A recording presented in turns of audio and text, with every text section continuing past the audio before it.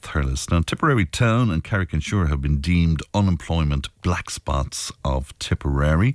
The average unemployment in the county is at 14.6, but the eastern part of Tipperary Town has a rate of 34%, can you believe, and Carrick-on-Suir at 29.2%. The government has been accused of neglecting Tipperary by independent TD Seamus Healy, who joins me now. Good morning to you, Seamus. Morning, Fran. These figures are shocking, aren't they?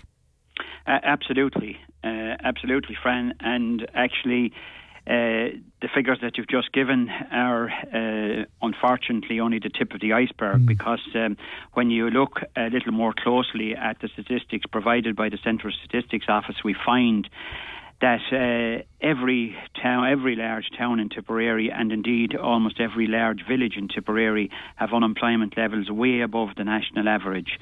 And indeed 26 towns and villages have unemployment levels 5% or more above the national average. Take for instance Cashel, 22%, Thurles 21%, Feathert 21%, Killinall 20%, Ballingarry 21%, Neenah 20%, Littleton 20%, Rossgrey 20.4%. A whole host of major towns and villages right across the county are blighted by unemployment. Do you see it as a discrimination against the county? I do, Fran, and it's something that I've raised on numerous occasions over the last number of years. It's quite clear that the various strategies being operated by the government do discriminate against Tipperary. For instance, the National Spatial Strategy doesn't give Tipperary any hub or gateway. And indeed the jobs strategy, the regional jobs strategy announced by the former minister back in 2014, identified 10 towns around the country where the IDA were to build and are building offices and factories. And none of those towns are in Tipperary. Not a single one of those towns are in Tipperary. So I believe that there is a deliberate discrimination against Tipperary, and the result of that is the huge levels of unemployment that are blighting the county currently. And you indicated there just the two highlight areas of black spots where the unemployment levels are in excess of 27%. Carrick-on-Suir just under 30%, Tipperary Town, the East Division at 34%, the Eastern Division, but the Western Division of Tipperary Town is also significantly high at 21%, giving a town average of 27.7%. And that sounds very incongruous when you think of the fact that the 5 Tipperary primary schools were refused DEIS status very recently, and here we have our own Central Statistics Office indicating that the levels of unemployment and deprivation in the town are absolutely excessive, and I would have thought that the schools would have on that basis got the DEIS status, which of course they didn't. And yeah, you've been a public representative for a long, long time, Seamus. Why aren't people listening to you, and why can't you do better about this as well? I mean, because there has to be an element of personal responsibility to it in some way. Well, my job, of course, as a public representative and as an opposition TD in the Dáil is first of all to highlight the issues and ensure that the public are aware of the situation, and also to put forward proposals that are workable, and that's what I'm doing. But they're not being listened to, Seamus. Well, I mean, that's a matter for the Minister for Enterprise and Employment. It's a matter for the Taoiseach of the day and the government of the day. They're the people who can make the decisions. and who do make the decisions, and unfortunately who have made decisions that have discriminated negatively against Tipperary, both north and south. But my job is to highlight the situation, make the public aware of the situation, and, as I say, keep the pressure on the government to change the situation. But as I say, it's not working out. And, even when we had ministers within the county, we still had huge employment issues, and now we don't have any, so... Well, there's no doubt that the ministers, in the last government, we had, at one stage, we had 2 junior ministers, and at a later stage, we had both a senior minister and a junior minister. And unfortunately, the situation in the county wasn't treated seriously, and we now have a situation shown in these figures where those parties, both Fine Gael and indeed the Labour Party, simply didn't put policies in place which would support employment right across Tipperary, and we have a situation where all our large towns now are unemployment black spots. Tipperary and Carrick-on-Suir are the worst, but all our large towns, and indeed even Clonmel, which would be perceived to have good employment levels, have an unemployment level now of about 21%.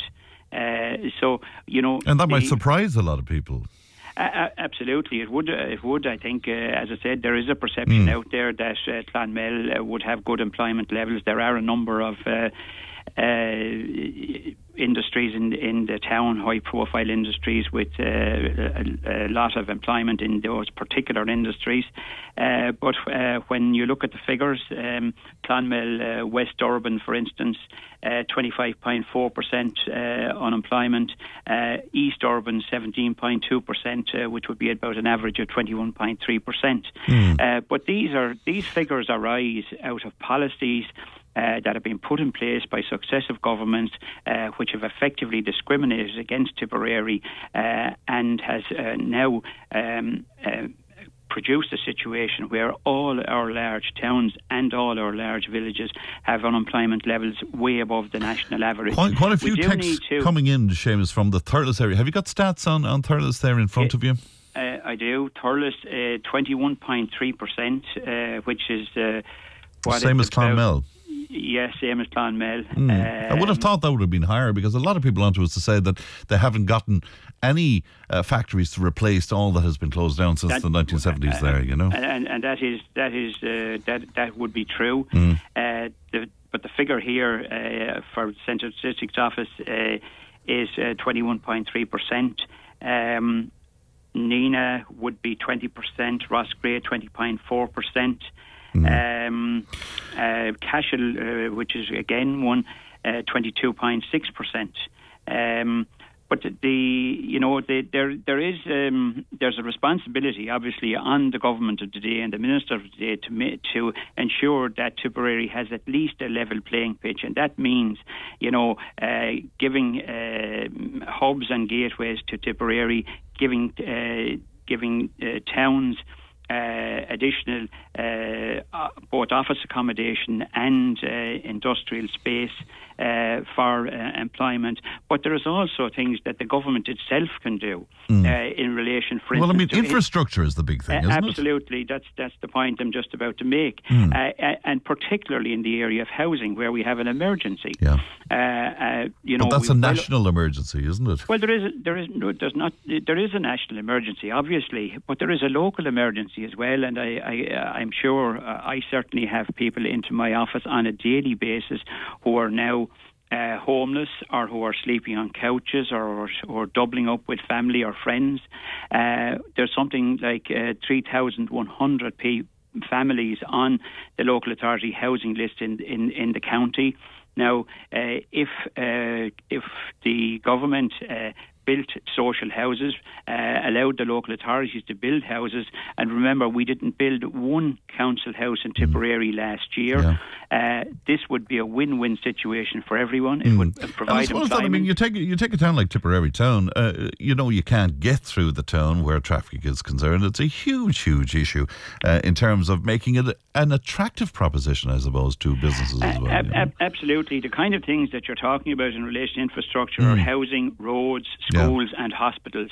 And there's no doubt that if those areas were tackled, and particularly I think the housing area, also the roads area, you would ensure, as I said, a win-win situation where you would be taking the vast majority of people off the unemployment register.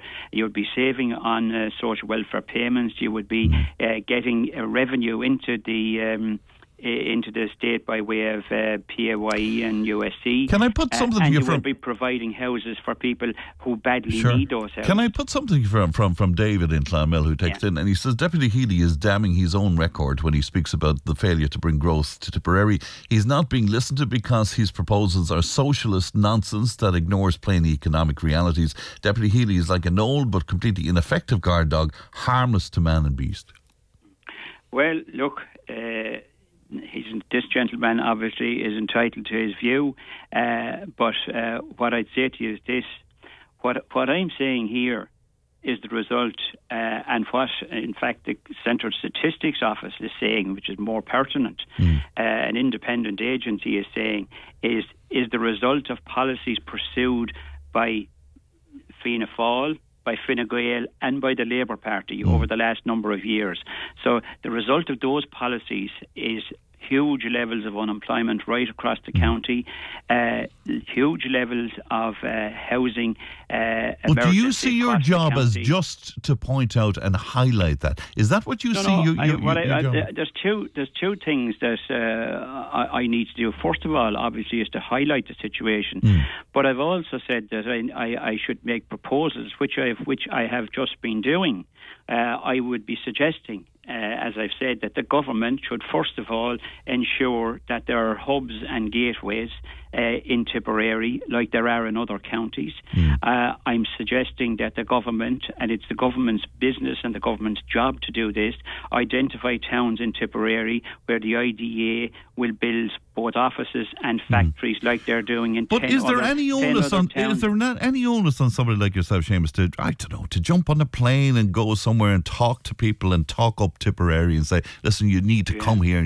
Is there an onus on public representatives? I've always talked up Tipperary, Fran, and indeed, I've been in the States as well at my own expense, talking up Tipperary, and I leave no stone unturned to do that, and I do it on almost a daily basis.